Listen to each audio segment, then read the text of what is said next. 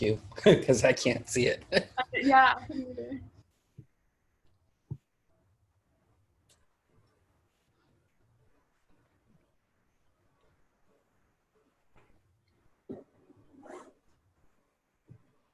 Okay, so thank you to everyone who's joining. This is the Getting into Law School webinar with our hosts and everyone. So go ahead and log in. We're going to give it until about 1:05 to let people join, and then we'll go ahead and start the presentation.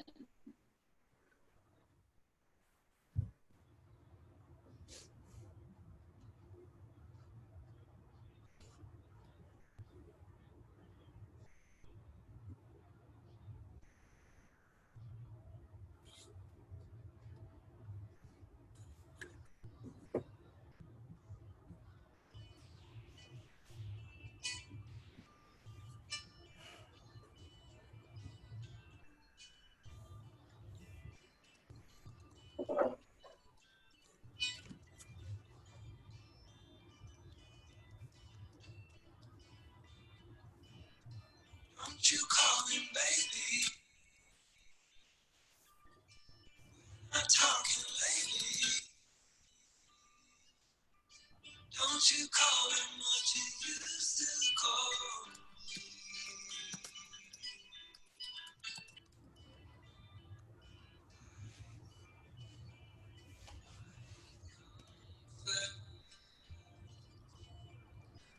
I can tell that you are selfish.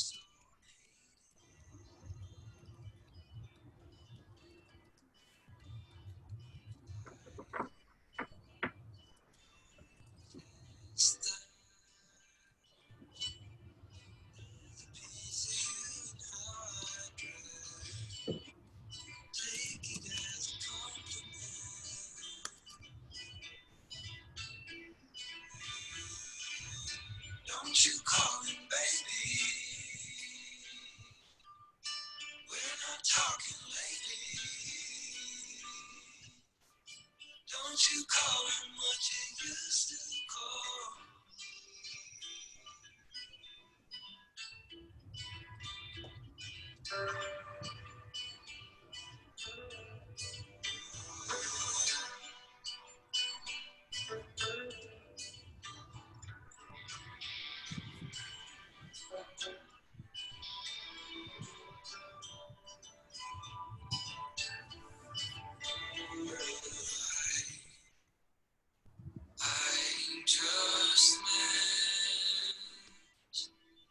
I just miss your accent and your friends. Did you know I still talk to them? Does he take you walking around his parents' gallery? Don't you call him baby? We're not talking lately. Don't you call him what you used to call me?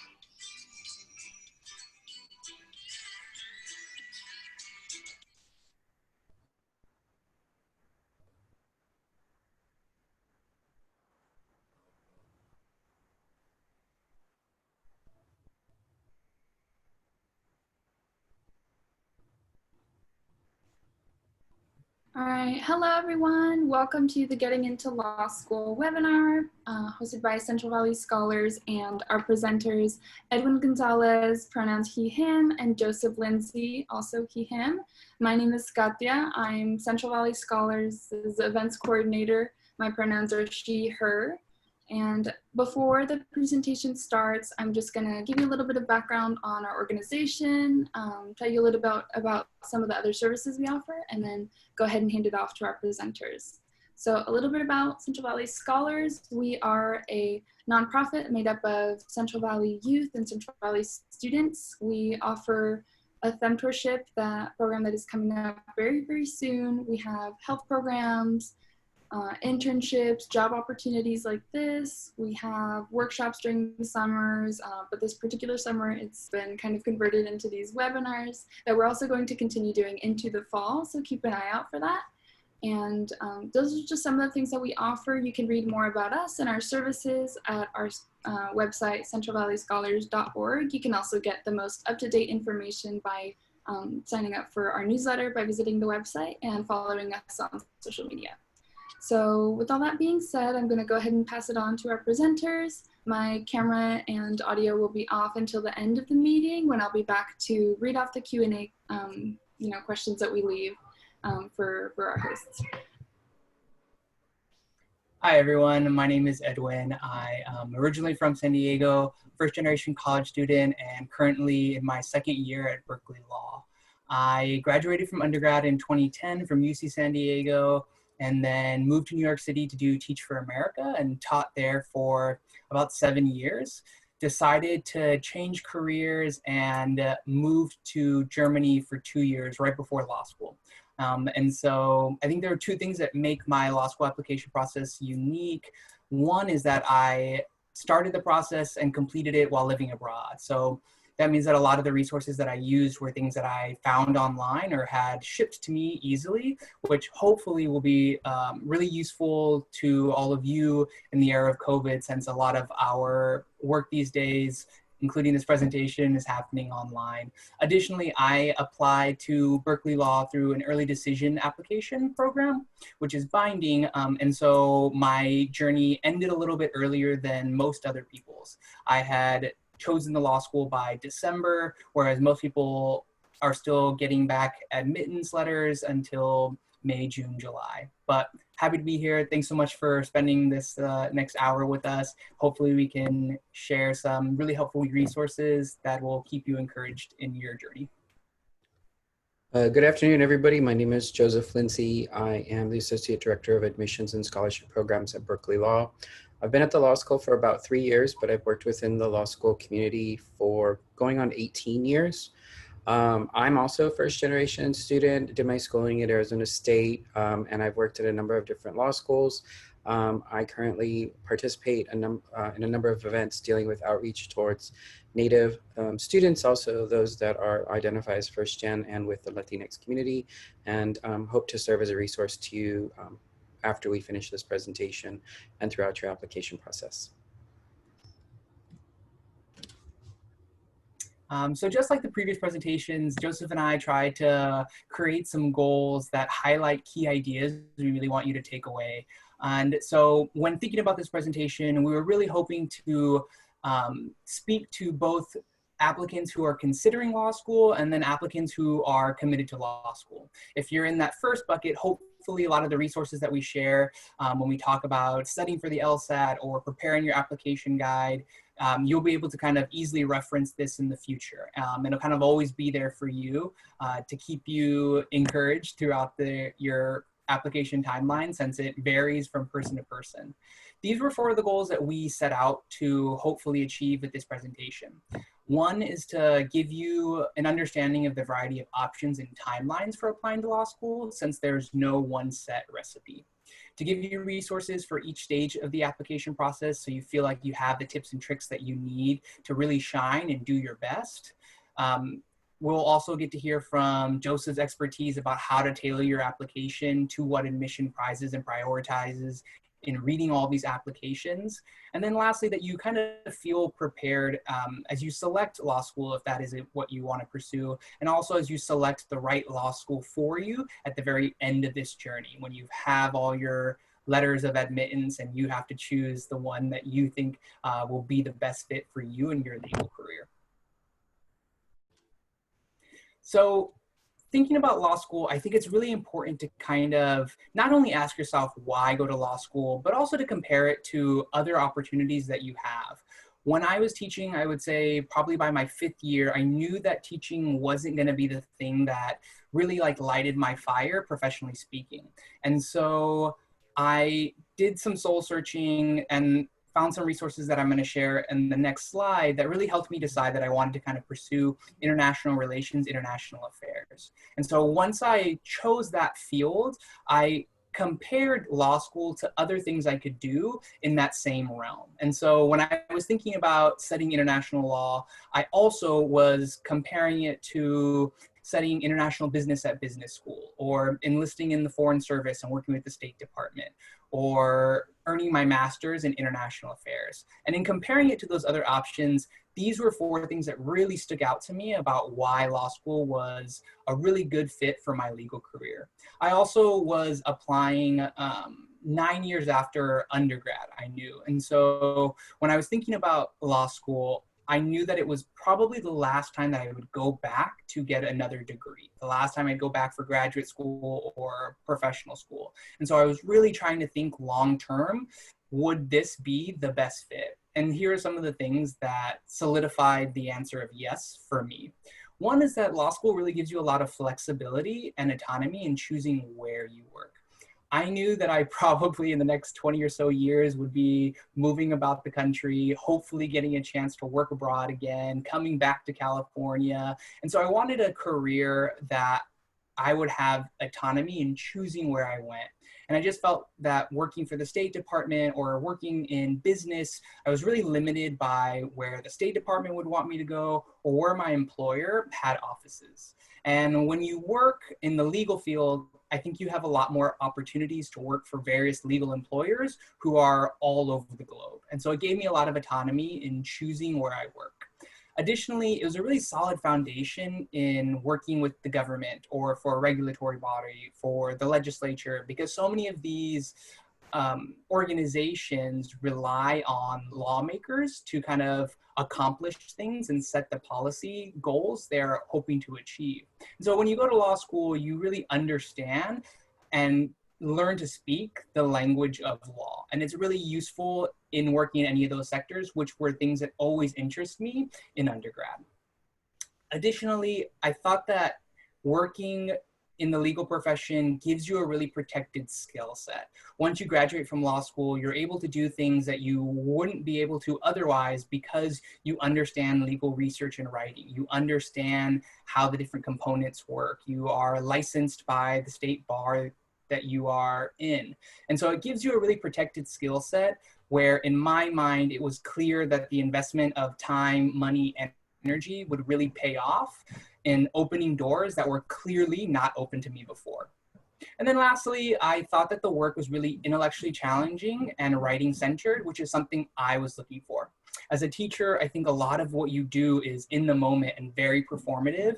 And since the second or third year, I just knew that it was a little bit too much extroversion for me and for what I was looking for in a career. Law is really broad, and so certainly there are certainly there are positions and jobs where you are doing that. Some that come to mind are working in a trial court.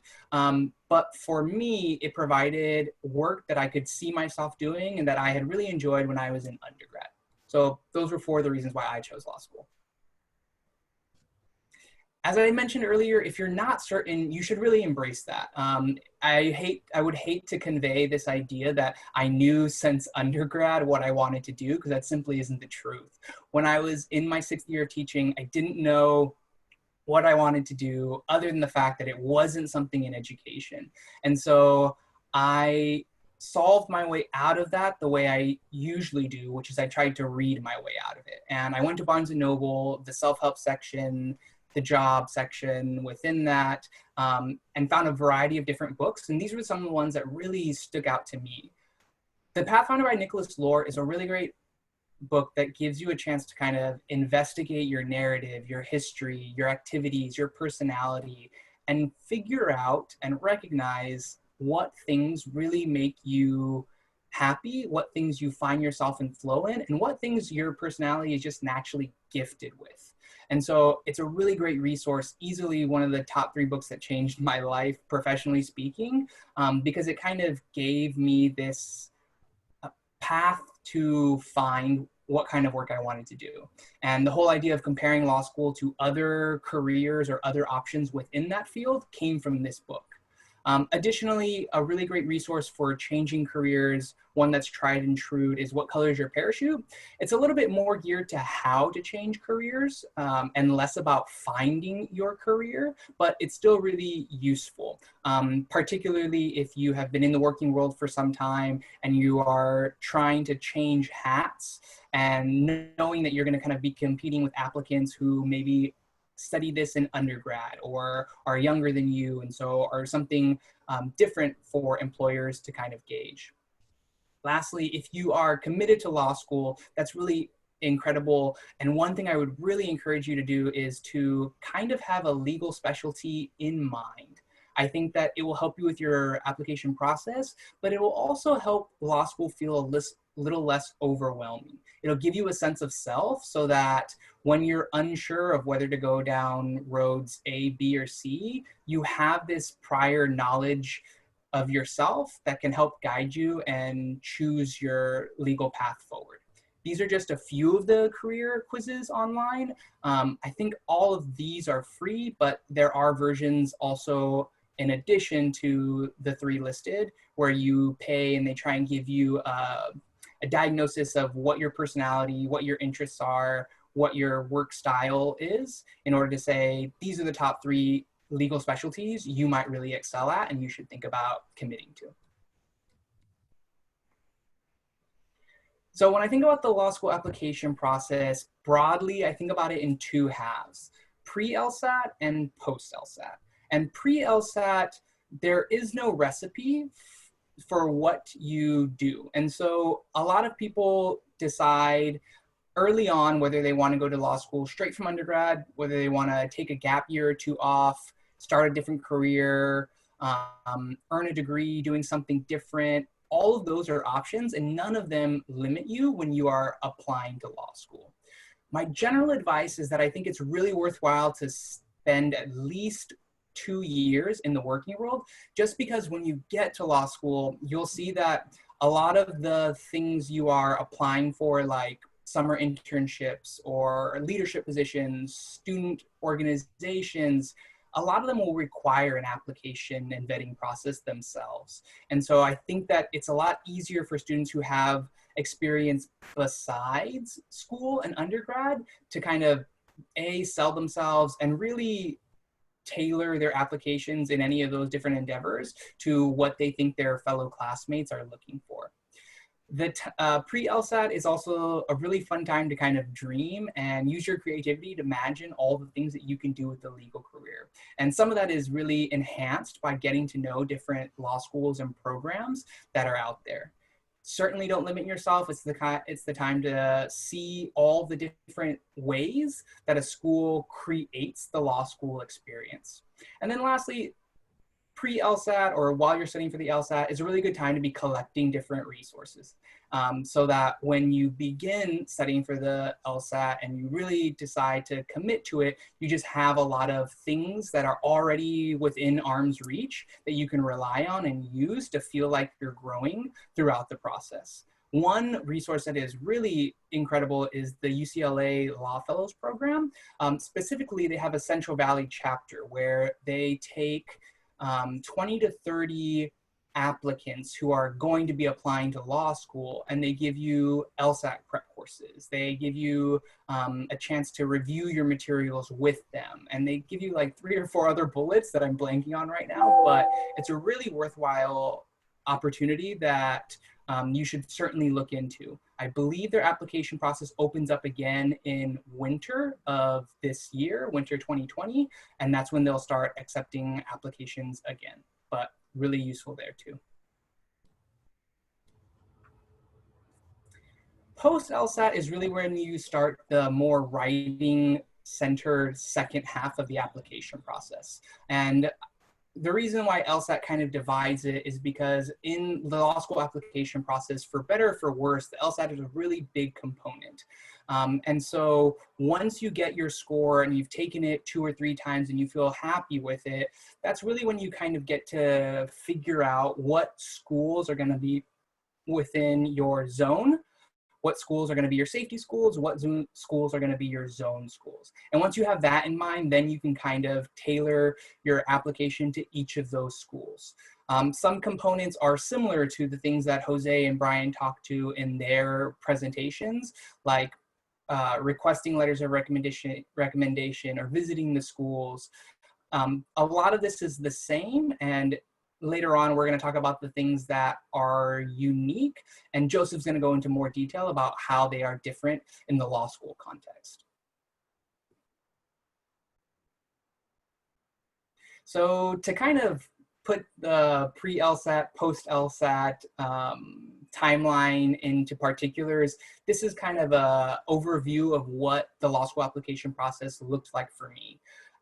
It took me about 1.5 years to apply to law school. And as I said, I applied through the early decision program, so it was a little bit shorter than other applicants who were applying and deciding still until May, June, July. I started in September 2017, just getting to know schools, spent about 10 months studying for the LSAT, 2 writing my application materials, and then 2 more sending out applications. The biggest factor in determining how long you spend, 1 year, 2 years, more than 2 years, really is how much time you intend to study or how you intend to spend studying for the LSAT. And it differs from person to person. A lot of resources that I consulted and worked with recommended something in between 6 months to 1.5 years, but it just kind of depends on when and how frequently you're studying, because you also want to avoid the burnout that sometimes happens when you're studying from anything more than 9 months. I know I was certainly feeling it towards the end, and I was glad to finish my second LSAT test in September, just because it was starting to feel like a lot and I wasn't sure that I was seeing all the gains that I was earlier. The benefit of studying longer is that hopefully you can see more improvement than studying for shorter, but there's a lot of flexibility in that timeline. This is just what it looks like for me personally. So I've talked a lot about the law school application, generally speaking, and Joseph was going to go into more detail about many of these things and how they look and what it is admissions particularly has an eye out for and when they're reading it. But I just wanted to give you an overview of the different components of the law school application process itself. The things that are highlighted in gold here are the things that are different from graduate or medical school. The personal statement is different just because it's not a statement of purpose. And so law school admissions really want to hear about you as opposed to your professional goals. Part of their job is creating and cobbling together a really diverse incoming class. And so they want to know what diversity you bring to the table as a potential law school applicant. There's also addenda, such as a character and fitness questionnaire. Some parts are required, some parts are optional. Joseph will talk about that. You submit a resume. You also submit your LSAT score or a GRE and GMAT score. Every year, more and more schools, law schools are accepting GRE and GMATs in place of the LSAT. The GRE is the graduate school exam, the GMAT is the business school exam, and the reason they're doing that is because they kind of want to make the application process accessible to as many people as possible. The LSAT is the exam for law schools, and so you only take the LSAT if you are applying to law school because it's the only professional graduate school that uses that exam. But they also don't want to put students in a bind where somebody who's applying to business school and law school probably doesn't have time to study for both is going to choose either or. And so what they do is more and more law schools are accepting the GRE or the GMAT in place of the LSAT. Some use a hybrid model where they will accept the GRE and the GMAT if you are applying also to business schools or also to graduate schools. And some just say, we only accept the LSAT whether or not you're applying to graduate schools or business schools. It kind of depends on the school itself, but there are definitely lists online that you can access that will share with you, here are the schools that just take LSAT, here are the schools that are hybrid, here are the schools that take any of the tests. Additionally, you submit transcripts, 2 to 4 letters of recommendation, and the application process itself. All of that happens through a website that the Law School Admissions Council puts up and that you create an account for. Optional components that are really recommended are a diversity statement, an essay basically about what makes you a diverse candidate, which is especially important as Latinx students, as first-generation students, as students with so many different backgrounds that the legal profession certainly doesn't have enough of. It's really a great way to share your own story and also like reassess and repossess your own narrative. Additionally, it's really recommended that for whichever law schools you're applying, you also submit a why X law school essay, where in a page, 3 pages, you are writing UCLA or you are writing University of Texas to tell them why their specific law school would be a really great fit for you. So I've mentioned the LSAT and just broadly said that it's the test that you take in order to get into law school, but more specifically, it's a 4-hour digital exam that happens on a tablet with a stylus that assesses how quickly you think, strategize, and recall information. And it's offered 8 dates throughout the year.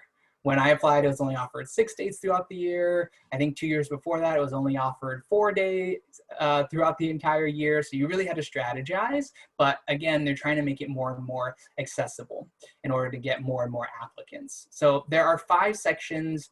Each is 35 minutes long. There is a break in between sections after the first 3 sections. And then there's some components that you will certainly see and one component that will be randomized. So every LSAT will have 2 logical reasoning components. They'll have 1 analytical reasoning or logic game components and 1 reading comprehension. The 5th component will be an unscored random selection of the 3, but chances are you won't be able to know which section is actually unscored. So for example, you might have 3 logical reasoning sections, a logic game sections, and a reading comprehension section. They're gonna be in a random order and you won't know which one of those logical reasoning sections isn't scored. So the best advice is to just do your best on all 5 since it will most dramatically improve your score. Rather than kind of showing you what those look like, I gave you a link to the Law School Admissions Council website because they have some really short videos with clear examples so you can see what each of those sections looks like. When you take a look at those, I think you will also see what makes the LSAT challenging. And that's because the logical reasoning and the logic game sections are really unlike any other exams you've taken. They certainly were unlike anything I've ever studied for. They have a paragraph of argument and you're asked to analyze what would strengthen that argument, what would weaken that argument, what would parallel the argument structure. And so I think one thing that makes it hard is just it's dissimilar from things you studied for in the past. Additionally, once you find a guide or 2, the strategies that they teach you aren't really intuitive. They're to help you think fast and to eliminate choices that would be misleading really quickly, but they're nothing that you would teach yourself if you didn't have them. And so it can kind of be a learning experience just utilizing them quickly, and that kind of makes it difficult. Each question requires a different strategy, and so your brain is quickly having to adapt. And I know that was probably the most difficult part for me, is that the time component makes it so that you answer questions really quickly. I think you have maybe about 1.5 minutes to answer each one, and you just kind of are going from question to question, not feeling 100% sure on each answer, but it's just a part of their assessment process. And lastly, I think one thing that makes it a little bit challenging, but also probably for the GRE, the GMAT, is that there's this performance pressure to do your best because you know that this test has a really big weight in your application. But as one friend who practices law explained to me, it really mirrors what the law school experience is like because so many classes are also based their final grade based on one final exam. That's anywhere from 4 hours, 6 hours, 8 hours. And so it kind of gets you in that mode of doing a lot of preparation and trying to make sure that you manifest all the things you learned on this one exam. It's a little bit different for, I think, a lot of us who had an American education, because in our system we have pop quizzes and homework and projects that accumulate to form our grades. But I think one thing that's interesting to keep in mind is that in other parts of the world, this is the way their performance is also dictated in their graduate programs and their undergraduate programs. So has its advantages and disadvantages, but just something to kind of be aware of as you study for it and think about tackling it in the future. So in terms of LSAT strategy, I have 3 general things that worked for me. And I also wanted to point out that these were things that I did while working full-time as a teacher and living abroad. So many of them used online platforms in order to have the biggest impact on my application process. Generally, I really recommend getting a guide or 2, making a timeline for your studying, and then following a schedule once you have that timeline in mind. In terms of getting a guide or 2, this is probably the most expensive part of the LSAT strategy, because whether you're attending classes in person or you are signing up for an online platform, they have different pricing models. But I really recommend them just because in-person and interactive guides will help you build better memory recall. When you learn the information because you're interacting, you will be able to remember these strategies and these takeaways better than if you had just relied on a book, which the introvert in me sometimes really prefers because it's easy, I get to dictate it, and it's inexpensive. But I do think in-person interactive is the way to go in terms of trying to really see your score grow once you start preparing for it. I also think that the in-person and interactive are really useful because they give you a community where you can hear people ask questions and you yourself can ask questions about all aspects of the law school application process, how to choose schools, where to go, if you have been studying and you're not seeing any growth. They really give you a chance to find community and also stay encouraged, because you'll see people post or talk about their challenges and it'll sound similar to what you're going through, and really kind of create a bond and a shared sense of purpose, because you're all going through it together. You all are dealing with similar stresses, and you all have similar dreams and hopes and aspirations that you are really trying to make happen. And so again, I think that in-person interactive is the way to go. What I used when I was abroad was 7Sage, and I really liked their platform. It's all online, and they have really great instructional videos. They have a tab where you can easily and quickly grade your practice tests. They have community forums where you can post at, you can see what other things people have posted at, and they have a second section that comes with the instructional portion, all about the application process. I think around month 4, I just wasn't seeing the growth that I was hoping for. And so I also used another guide, and this was a book one called The LSAT Trainer by Mike Kim. I thought that he gave really great advice and materials to help you improve, because the LSAT is mostly learning the different strategies and problem types for the first 3 months, and then the remaining 6 to 9 months are you taking practice tests, figuring out your weaknesses, and strategizing to improve on those weaknesses. And so a lot of it is really self-directed. And I thought the LSAT Trainer does a good job in giving you the mindset, resources, and tools in order to find your weaknesses and really see improvement on them from practice test to practice test. For making a timeline, I think that in deciding how long you end up studying for will primarily be based on how many practice tests you plan to take. Every year, the LSAT releases about 3 or so exams from their vault of exams that they are no longer going to use. And so they are free for all law school applicants to use and test themselves on. And so when they give you those, you now have a bank of, I think it's somewhere in the 80 range, maybe in the 90 range of LSAT tests. And the first 30 or so are primarily used for instruction because the LSAT looked a little bit different back then. It's been around since 1948. But the last 40 or so tests look really similar. And so a lot of people use those 40 or so tests to take themselves and practice and see improvement on. And it kind of just depends on what your timeline is, or maybe you think about it the other way and how many practice tests you intend to take determines your timeline. But in talking to classmates at Berkeley, I know I've met people who went anywhere from about 15 or so practice tests to about 35 or so practice tests.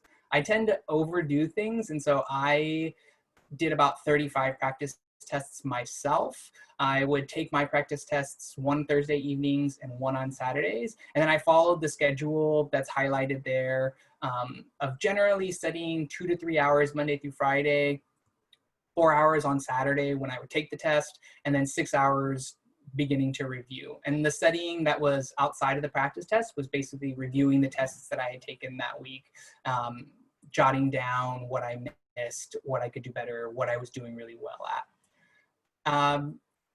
As a teacher, one thing that I noticed was that students do the best when their practice really mirrors what it is like on test day. And so when creating your schedule, I really encourage you to mirror your studying as closely to test day as possible. And so for me, I created a morning routine. I like standardized when I would drink coffee, so I would always have the same level of caffeine each time, what snacks I would have, what meals I was eating in the morning the day before. I would take them at 8 o'clock, which is when the LSAT was offered, just to kind of mimic that same routine. And each section I would, before beginning, try and plan out 2 to 3 goals of what I wanted to do, because I think that when you have a goal in mind, it really helps you improve and do better to just kind of name it before you begin the LSAT. Other tips to consider is that because the LSAT is now completely digital, it wasn't when I took it, it was a hard copy paper test. Most of the LSAT is happening in test centers, but not all test centers are the same. So I really encourage you to look online to see the differences and see people's reviews of test centers to kind of get an idea of which would be one you'd feel comfortable in, and make sure that it's in a neighborhood that's quiet and not at all distracting. Additionally, in the era of COVID, the Law School Admissions Council is offering right now the LSAT Flex. And what the LSAT Flex is that it is the LSAT digitally that they make available for you during those 8 times a year. But they will send you the test and give you a week to complete it from your home, because they don't want people coming into test centers. It's unclear how long they will offer this LSAT Flex. Undoubtedly, it'll probably be however long lockdowns are still in place, but it is the chance to take the LSAT, but you're at home and you get to choose when you take it within a week. So for example, let's say the July LSAT is normally given on July 8th. I'm just making that number up. The LSAT Flex gives you a week from July 8th to July 15th to take it. Generally, the LSAT takes about 2 weeks for them to get you back your score. And that's how it works, and my general LSAT strategy tips. One other thing that's happening while you are studying for the LSAT, both in the pre-LSAT portion and the second post-LSAT portion, is you're getting to know schools. And I did a lot of this online, whether it's participating in virtual events or researching schools through their websites, ranking sites, YouTube, Above the Law. There are a lot of online resources out there to help you get to know a school and see what it's like. One thing I really recommend is that you schedule informational interviews with current students. I thought that they were the most honest, and they also gave you really precise things to look at and research further. So when I would ask about international law, they would mention faculty members, and I could look at those faculty members and weave the information into my why X law school essay. Additionally, two unique resources to law school are Law School Predictors and a website called lawschoolnumbers.com. Law School Predictors are websites that you input your GPA and your LSAT score, and they will try and tell you your probability of getting into the law schools that they have listed. Some of them are free, some of them are cost, but if you're really unsure, they can be a good resource in terms of figuring out where you should be applying and how much kind of, I guess, reliability you have in your safety schools or your zone schools. Law School Numbers is a really useful website, and it's a little bit, I think, there's a little bit more credibility because basically every year law school applicants create a profile, and then they will list every application that they send out, what their scores were, what their GPA was. It happens anonymously, and then they will write down whether they got accepted, waitlisted, or denied by a school. And so you get to see, by virtue of their graphs, exactly what Utah University is accepting and denying right now. And just kind of, it really gives you a clear picture of what the law schools are accepting, choosing to accept, or choosing to deny at each year. And that was really useful for me when I was trying to gauge where to go. Post LSAT, as I mentioned before, is really the writing-centered second half of your application. And this is similar to probably a lot of the advice that you saw in Jose's presentation, in Brian's presentation. I encourage you to kind of decide what schools you're going to be applying to early on, to plan an application schedule, much like your LSAT studying schedule, and then to ask friends to review your materials. My recommendations are the Ivy Guide, 7Sage, and Spivvy Consulting. The Ivy Guide is a really great useful resource for crafting your application components.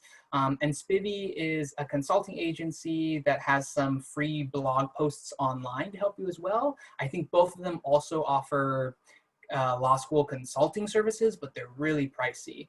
Probably helpful, but they just didn't seem like they were in my best interests financially when I was applying to law school. And lastly, requesting letters of recommendation. Brian had some really great tips in the graduate school presentation, and Ivy has similar ones in her guide as well. As I mentioned before, my application process looked a little bit different because I applied to an early decision program.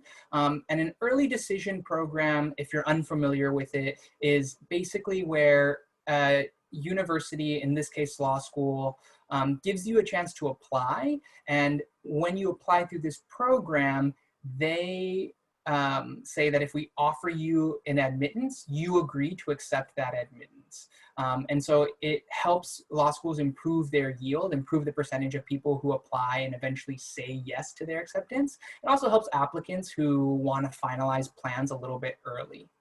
I think it might make sense for you if you are not really open to other options. You have your mindset on one school or one region. It also might make sense for you if your school offers an early decision program that comes with a scholarship. Some have a certain amount of money per year, half tuition, full tuition.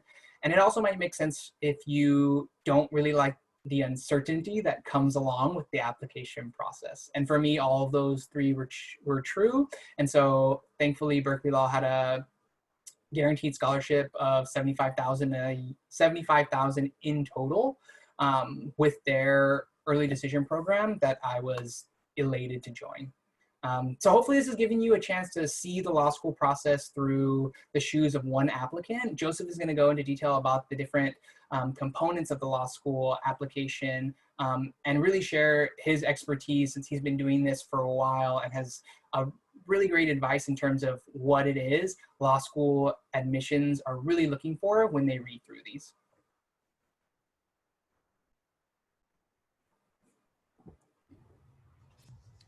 Okay, so For the sake of time, I'll try to run through these, and then I'm happy to stay afterwards to answer any questions that you might have. The application process really is in two parts when we're looking and when we receive your application itself. One of the things is that we're looking to see is, can you do the work? That's going to be reflective within the materials that are usually provided by the Credential Assembly Services. That is your report that LSAC will put together and send to us. It's comprised of three aspects, which is going to be your standardized test, your academic record, and your letters of recommendation. For those of you that are thinking about using the GRE or GMAT, maybe because you are considering a concurrent program, or you are currently in a concurrent program, Berkeley has started a 3-year pilot program that began this last cycle. There are additional information related to when we will accept a GRE or GMAT in lieu of the LSAT exam.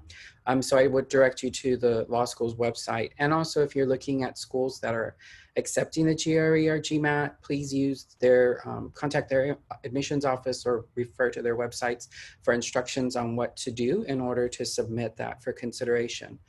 Keep in mind that if you do take the LSAT exam, in addition to the GRE or GMAT, most schools are going to default and use the LSAT as part of your admissions process. In addition to that, there's the academic record, which is then all transcripts from your undergraduate and, if applicable, graduate institutions. LSAC does calculate your GPA, so it is different than the degree GPA that's listed on your transcript. And so if you have information or curious to know what that, the process is by which they calculate your undergraduate GPA, you can go to their website and read a little bit more information about it. Please know that we will see your full transcripts, and so it will provide information related to grade trends, credit hours, the different institutions you attended, the GPAs, and the major as well at each of those schools that you were participating or attending. Letters of recommendation have already been referenced before. Generally, the rule for us is that we're looking to see academic letters of recommendation. Those are highly recommended for us. If it's been more than 5 years that you've been in school or a program of study, graduate program as well, then we understand why we may see more professional letters of recommendation. But if it's 5 years or less, or you're currently in your program of study and you're going to be applying after you graduate, we're going to hope to see more academic letters of recommendation. They do not all have to come from professors. They can come from teaching assistants, GAs, or RAs. They can come from your thesis advisor, academic advisor, because of the fact that they're going to talk about the work that you've done either in the classroom or over the course of time in your program of study, how well you've performed. Be sure to ask for professionally for those letters of recommendation, and give them sufficient time in order to respond and submit those materials for you. If you are applying in this upcoming cycle, now is a great time to start this process. Many of these things is about creating your profile through LSAC. You can start to submit all of your transcripts and have that begin submitted and processed through them. And the same with those letters of recommendation. You can begin those conversations as well.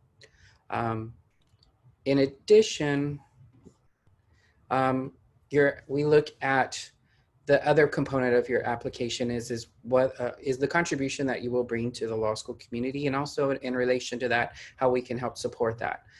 There is different parts of that application that you will be providing to the school during the application process, and one is the personal statement. Who are you? And in what is in your own voice, then learning about that. Many people that are applying to graduate programs are doing what we call the statement of purpose. So it may have these particular questions that they're asking you. What do you want to study? What unique scholarly contribution that you will make within your field. A lot of it is looking forward at the things that you will do within a graduate program. Your personal statement is not like that. It doesn't ask any of those questions. Instead, it's very personal. It typically will be about 2 pages. At Berkeley, for example, it's up to 4 pages. This gives you a greater opportunity to really tell us about you, your own story, claiming the space that you are in and being unafraid and showing who you are. So ultimately what it's doing is it's looking back. It's looking at the experiences that you've come from, the things that you've done maybe within school, within your own community, the things that have shaped your identity and that have created this voice, and ultimately that have brought you to this path that you're about to submit an application to law school. So learning in that process about it. And ultimately, when I think about it, and something that our dean has said of our admissions office is, do I want to have a cup of coffee with you? Learning these things in that regard. Be sure as you do your personal statement, share it with others to get feedback. Please do not rely on spell check oftentimes. Words may be composed like there, and there. Also, Berkeley, for example, has 3 E's, and try to avoid using specific law schools within your application, or I should say within the personal statement itself. There are times when we will receive an application and it was intended for the Central Valley Scholars School of Law. And so immediately it is just an attention to detail and making sure. So if you have to be specific, be sure when you're uploading that it is for the correct school. And also then read it aloud and does it sound like you? Some of the questions we encourage you to contemplate as you're drafting your personal statement, even doing an outline before you start writing, things to think about. And so we will be sharing this so that way you'll have that information available and you're not having to try to write this all down right now. But these are the things that you should at least start to consider. For schools like Berkeley or other schools, for example, some advice other admissions officers have given is just free writing your personal statement, even if it exceeds those pages of up to 2 to 4 pages. And it really just comes down to your own preference and what works best for you, either outline format or just free writing itself. The benefit, if you were just writing at length, is that after a while you can start to cut those pieces apart, because then you can be what forms overall your identity and your voice through the personal statement. And then what other aspects of that writing sample can be composed within your optional statements as well. Now, there are a couple of things within your agenda that may be required of you. So if you say yes to anything that is related to maybe legal problems, student conduct or honor code violations, break-in education, those things will be spelled out within your application itself. But then you'll have opportunities through optional addenda to include more information. So as I was mentioning, if you're doing a lot of free writing, it could maybe go in the Why Berkeley essay then, or it could be a portion of your diversity statement that some schools will ask for. When you think about it, at Berkeley, you have up to 4 pages on a personal statement, 1 page for Why Berkeley, and 1 page for diversity. You have a total of 6 pages that you can actually write. Beyond that, you have the ability to include other addenda as it relates to academic performance or standardized tests. Sometimes with students, it could be that there was a change in grades, the rigor of the major, maybe switching majors, for example, to provide clarity to the reader then in what happened within your transcript, or that the LSAT score or maybe GRE or GMAT are just not predictive factors for your admission to the law school. If you do that, though, we always encourage you to provide supporting documentation. It's not enough to just say, I'm not a great test taker. At least providing that evidence is then a correlation between the testing and then your academic performance within your program of study. We can then draw upon that information. Additionally, schools are promoting the idea of the Why Berkeley, and a lot of people, or the Why X School of Law, Why Center Scholar, or the Central Valley Scholars, for example. And we really, at that point, it can be a little bit technical because in some ways it's really what are the programming or curriculum or faculty that is being provided that align with your interests and the things that you want to do. The diversity portion of it, though, is really what's the voice that you would contribute within the law school. And when it's strongly encouraged that people include that information as well. It's providing an opportunity for us to learn the different perspectives of what you bring to the table. And it's just another opportunity to learn more about you. As you approach the structuring of the addenda as well, start with what you want, identify the issues, make the best argument and neutralize the issue, and always end on a positive note. We have very limited time when we're reading. This past year, we had over 6,000, well, close to 6,000 applications for our entering class of 325 students. We have about 11% of that student population that identifies first generation. And 60% of the students that identify as female. And as well, we have about 49% diversity within the entering class. So in all of this, be sure that you are addressing all of the things related to your application. And so I strongly encourage, as you're forming your addenda as well, look at those transcripts, look to see if there's anything within it that may stand out that you should be, oh, maybe I should consider drafting an addenda related to it. And then again, be sure to send a copy of your SAT or ACT or any other, rather than just putting that you are not a great test taker, for example. Resume, I'll briefly go through because I know for the sake of time, I appreciate your patience and we have you at an hour. There are things that you really want to do as well. Look at the instructions that are related to each of the admissions applications. If they're asking for a resume of 1 to 2 pages, be sure to make sure that the format is within that space limit. Also that it's not a CV and you're not applying for a job.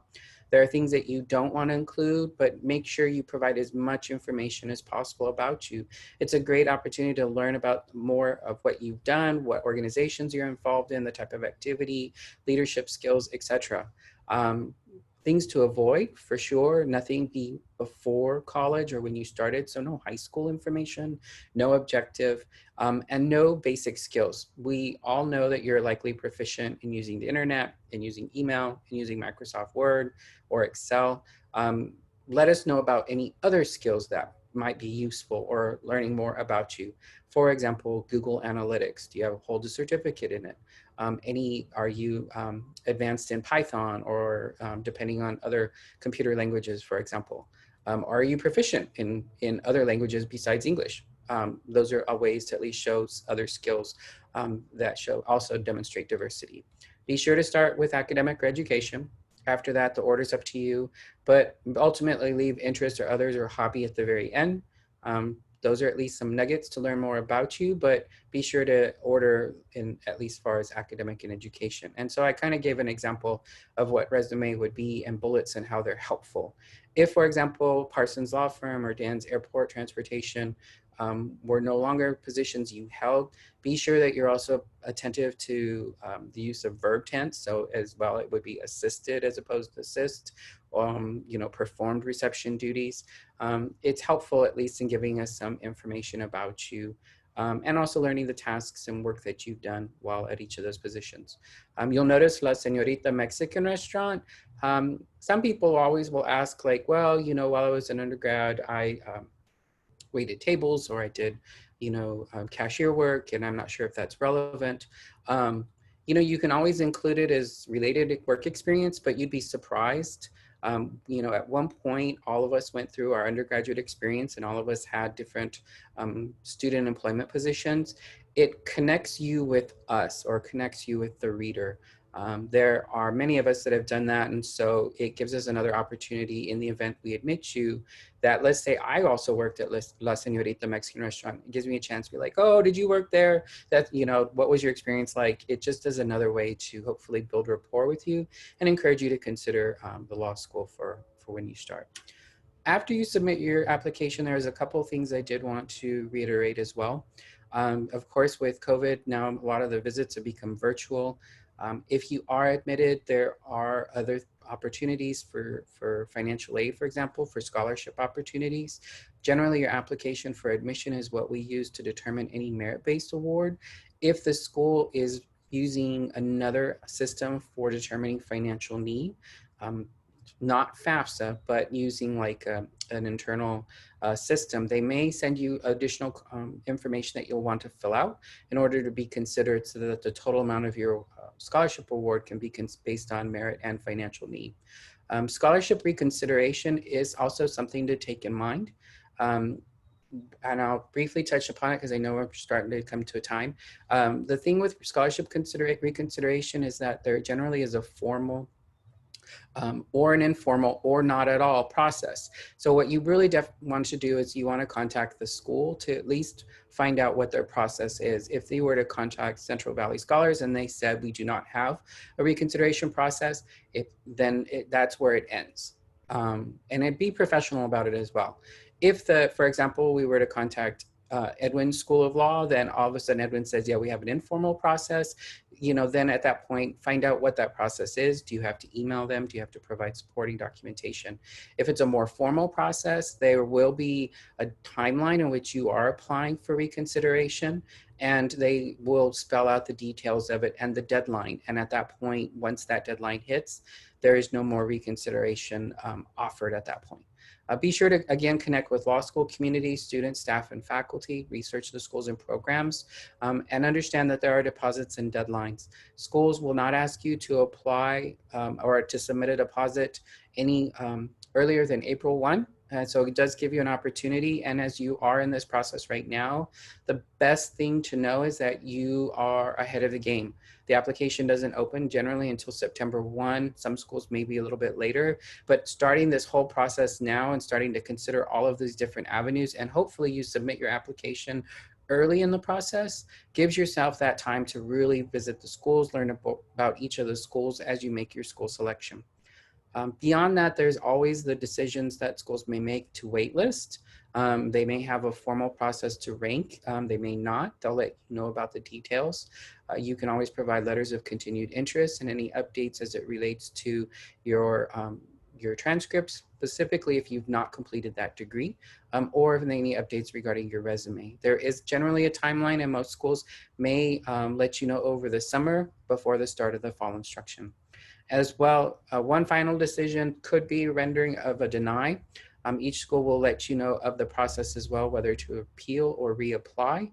And then also schools may encourage you to apply to transfer as well. I provided some other resources for you. So if you're also interested, the LSAC has an official guide where you can enter in your LSAT and GPA to also learn about other schools. There is also the FAFSA website as you start looking at financial aid, and there is also a choosing law schools based on areas of programs or interest as well. That concludes our presentation. Awesome. So thanks again to everyone who attended. I'm going to go ahead and start reading off some of the questions that we have in the Q&A box. We have a lot of great questions, so thanks again for engaging with our presenters, everybody. So the first question is, what is the process of deciding what type of law school you want to practice? And I'll leave it up to Edwin and Joseph to figure out who wants to answer if you both want to contribute to it. One thing that I think is helpful, law schools themselves have a lot of resources to help students decide what kind of law they want to practice, because they know a lot of incoming law students are unsure. So if you go to law schools websites, they have those career self-assessments that will help you kind of gauge what kind of law you might be interested in doing. I think those questionnaires and quizzes are a really good way of just showing you all the things that are out there, and also trying to help inform you, and they also just inform you about what kinds of things you may be interested in that you don't already know of. Yeah, I would say that as you're looking at school selection, it really just comes down to you and what things you're looking to do. If you don't know at this point and you're uncertain, definitely look at what the areas of interest that the law school has, what programs, what centers. Do they have pro bono programs? Do they, what is their employment outcomes as well? One thing you'll learn is that law schools are very transparent. They have what's called a 509 report, and it's going to be on their main website and on every web page. Usually you'll see it as ABA disclosures. You can find out information related to not only the admissions and what their profile is for that entering class and a breakdown, but you can also usually find the employment outcomes for the past 3 years to see where are their students going. So a lot of it is just kind of gathering all those resources to hopefully find out what's a good fit for you. Awesome. So another question we have is, do law schools offer scholarships or fellowships, or does it vary from school to school? Yeah, so it's going to vary from school to school. And of course, law schools will provide scholarship, but it will depend upon actually the amounts. I would kind of, put a caveat out there that, you are going to be entering into a profession where I wouldn't anticipate that you're going to walk out with zero debt. There is going to be some investment, in the fact that you may borrow student loans to cover cost of living. And it also may depend upon your own individual circumstance, whether you're married, if you're single, if you're living at home, if the law school is within an area where cost of living is less. And it will also depend on the scholarship. I have not found a considerable number of law schools that provide full tuition and fees to every student that comes in, as well as far as scholarship opportunities. So the award amounts may vary. The other thing I would strongly encourage you to look at is not be concerned as far as what is the total amount you're getting as an entering student. So like Edwin brought up the example about being an early decision applicant and receiving the $75,000 scholarship that's split evenly over the 3 years. He has the opportunity as a rising student to apply for other scholarship opportunities as a continuing student. And then there are a number of other scholarships to support law students that are based on writing competitions. Some are regional, some are related to state bars or what we call sister bars. So like I'm trying to think of one like Hispanic National Bar Association or the Native American Bar Association. Many of those are other ways to help offset costs. So really do give some digging and look at those law school financial aid pages. Awesome. So another question we have is, are 2 letters of recommendation preferred over 3 or 4? And are 3 or 4 letters of rec too many? So that will depend on the school. And often you'll hear, and maybe you'll start hearing from Edwin too, we say a lot, it depends. I don't know why it just becomes habit after a while. Yeah. Honestly, it depends. With law schools, look at their application, look to see whether or not it says letters of recommendation are required or optional, because then you'll have an idea as to how many you need to gather. If they say they're required, they'll be very specific on the number of letters that you provide. With us, they are not a requirement, but they're encouraged. And you can provide up to 4, and we read all of those as they're provided. Yeah, I don't think I have much to add. I did 2 letters of recommendation for all of my applications. Mm-hmm. Okay, awesome. One more question is it looked down upon to include your own run-ins with the law in your personal statements, such as being arrested? Shall I take that one? Yeah, maybe. So it's not looked down upon, honestly, for admissions purposes, and also as you're applying for the state bar. These are things that are going to be included as part of your application, and then also your application for admission to the state bar. We are asking you to disclose that information as far as then it's being, it will be read and evaluated, but I will say that in our review, it's very holistic in what we're looking at. So, your standardized testing, academic performance, all of the materials. If there is anything related to, character and fitness, definitely if you have like very specific questions, reach out to me or to the admissions offices that you're looking at just to see what the evaluation process is for that. Awesome. So someone asked, if you wanted to go to law school straight after undergrad, when would you recommend starting to look into law schools and the applications? Now. Definitely applying now, or starting to look now. Generally, when you start applying in this process, if the application is open in September or if it opens later, for example, you really want to start gathering all of the materials that you can now, and also giving yourself time to prepare for the LSAT exam, and making sure you're not like overloading yourself with regards to getting all of these things taken care of at the same time. What we see, and especially at Berkeley, for example, as we near the deadline, if we're receiving 6,000 applications, we get about 1,000 applications in that last week, but it also, the number of applications that come in day by day at that point is dramatic. And so when you think about it as applying earlier in the process, and even like when Edwin applied, we have a fresh pair of eyes. The committee's all excited because we stopped reading in March. And now we're starting to read again in September. And we're able to like read maybe about 30 to 100 files in a week. We're going through them and making decisions, and our decisions are going out on a rolling basis. So we started notifying people that had completed their application, turned in all of the required materials, and notified them starting in November. And then early decision, we were notifying by December. As you get closer to the end of the admissions process, we've likely rounded out a larger number of students that we've offered admissions to. And so that window or the number of offerings that we're going to give is much smaller. And so keep in mind, if you're applying straight out of undergrad, you might want to start looking at everything now. Yeah, I think there are a lot of resources online too. When I was just typing in LSAT application or law school application timeline, there were quite a few that were tailored to people going straight from undergrad. And generally what I noticed is that they recommended exploring law school as an option sophomore year, beginning the studying process junior year, and then applying senior year.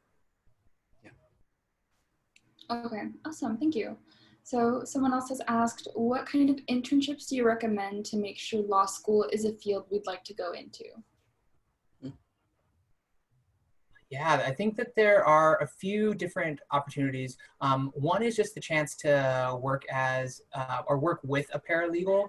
Internships are certainly one way that you can get to see the law in action. It doesn't necessarily need to be with lawyers as well. I remember when I entered for the City Council of National City, I got to talk with and meet the lawyer who was the municipal lawyer for the city. And so any kind of political governmental work usually will have a legal component where if you're in the office, people are more than happy to get to know you and share a little bit with you about what their legal life looks like.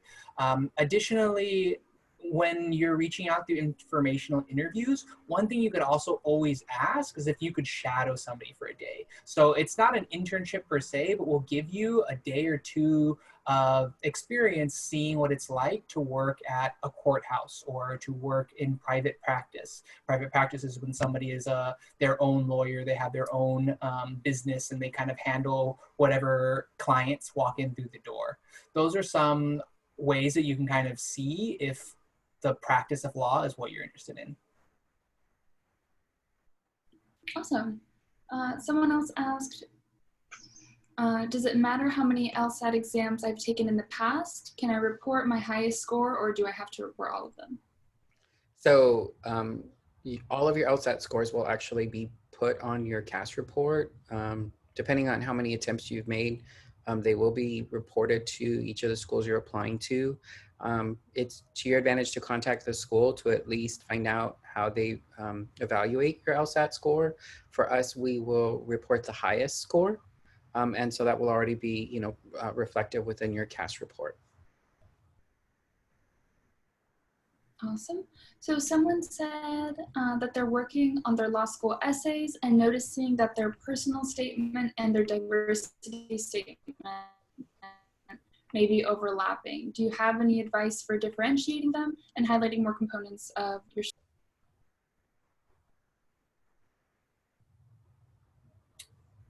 One thing that I can think of is that when I was drafting those two, I kind of, before actually writing it, had down listed what I wanted to say and convey in each one. Both like what were the themes of the first essay, like what were the character traits I wanted to emphasize, and what were the themes, character traits, experience I wanted to punch in the other. So I didn't have that overlap, and gives you a chance to really convey a well-rounded application.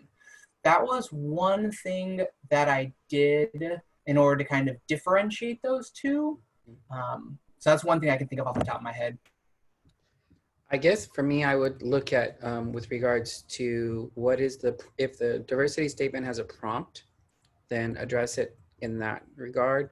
I completely get how the diversity statement may overlap with a personal statement, because that could be the reasoning behind why you're looking to go to law school. But there's always different avenues to use it. So within the personal statement, you can, you can talk about it in one regard as being a first generation student. But then if you identify as someone who is Latinx, for example, or Native, or a member of the LGBTQIA plus community, then that becomes your diversity statement. If you were like Edwin and lived abroad, that could be your diversity statement as well, because of the perspective and how it shaped you. Or because you're a teacher, there's different ways in which you can then really pull apart the different perspectives that you're bringing to the table.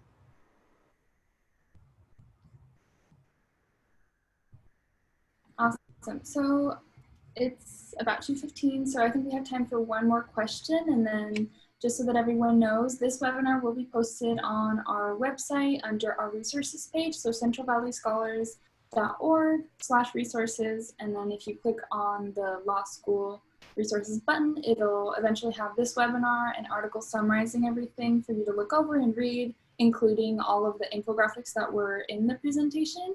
And hopefully in the future we'll have the contact information of people like our generous presenters and other law school students who are willing to make themselves available to answer some of these unfinished questions. But thank you again to everyone for engaging with us. So one question that I'm seeing is, how does marital status impact the amount of financial aid you receive?